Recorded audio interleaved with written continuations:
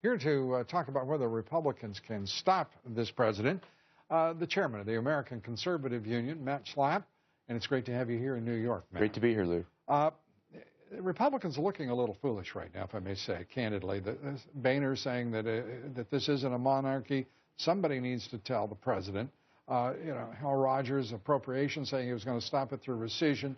Somebody needs to explain to him how the legislature works and this government. What's going on with the Republican Party? Well, the one thing that has to happen is saying that we can't do anything is not a very good answer. And the other problem is that, as you know, this is happening in a lame duck Congress. So the American people sent a very clear message to President Obama, which was stop. And they sent many more Republicans to the House, and they gave a Republican majority in the Senate. That all begins in January. There are just simply not the votes in the Senate to do anything on limitation of funds now. The president knows that, which is why he's acting now.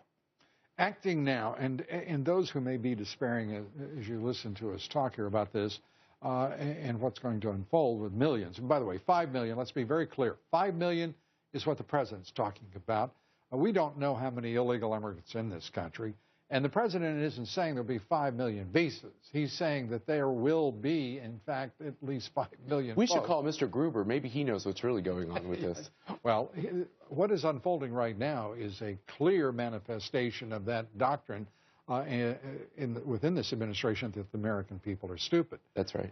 And if the Republican Party doesn't react, it's going to be pretty clear that they're still following the guidance and dicta of the Chamber of Commerce and the Business Roundtable. You haven't heard a word from Tom Donahue at the Chamber of Commerce because he's quite pleased with this result.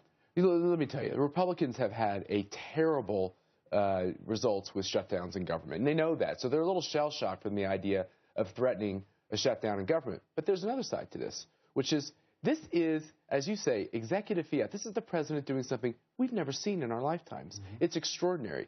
And they have to do something to demonstrate to the American people that they get how serious this is. The president, there's no question, he's boxed them in. But to do nothing is not a solution. I think they know that. Not a solution. John Boehner is obviously very upset with them, with not being incorporated into whatever the decision will be. I personally don't see a way forward for the Republicans. I think all of this is, I will say it out loud, it looks like pure bluster on the part of the Republican Party. I see no will. I don't believe, as I said, the Business Roundtable, U.S. multinationals, the National Chamber of Commerce have any interest whatsoever in stopping what they have been seeking for so long, and that is continued access to cheap labor. Lou, I think you're assuming that they're the #1 constituency of these Republicans in the House.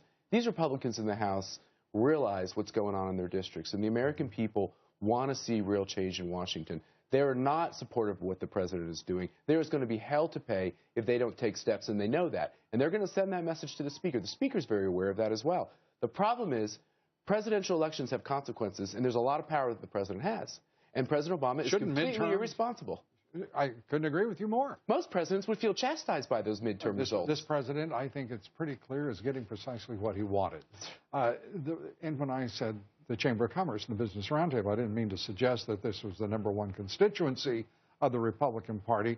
The fact is, I think the Republican Party may not know in Washington who its principal constituency is. It should be working men and women, the middle class of this country, entrepreneurs, small businessmen and women. And I don't think I hear the voices of the Republican leadership acknowledging that. Maybe I'll hear it.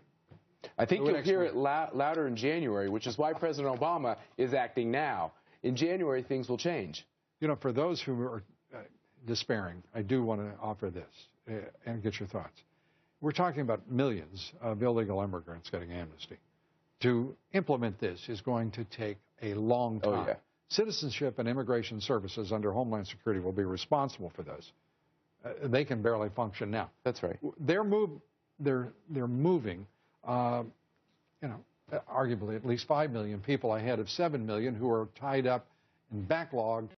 CIS now trying to do it the right way. This is more people than jobs that they've created in the last 5 years. This is a massive amount of people.